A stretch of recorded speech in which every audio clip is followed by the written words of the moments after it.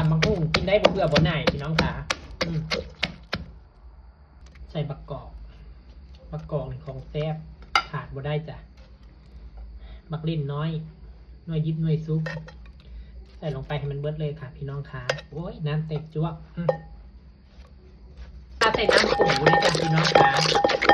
ใส่น้ำปูน้ำจิ้มไก่น้ำปูเด้อใครยังไม่เคยกินก็สั่งมากินเลยเด้อพี่น้องตำยังค่อยจะขาดบ่ได้เดี๋ยวนี้นะ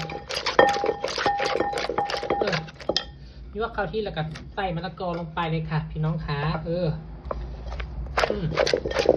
น้ำปูส่วนมากจะมีแต่ทางเหนือก็ชาตั้งมาในโตๆจิ้มไก่ตำยังมันก็จะออกดำๆนิดนึงแต่ว่าความแซ่บนี่มันแซ่บมันนัวมันแกงหน่อไม้ก็ใส่น้ำปูก็แซ่บตำส้มตำก็ใส่น้ำปูก็แซ่บบริโภคหน้าขายเขาได้เพราะว่ามันแซ่บดีๆกินมึงมานี่ทั้งเล่บักกอกทั้งเล่น้ำปู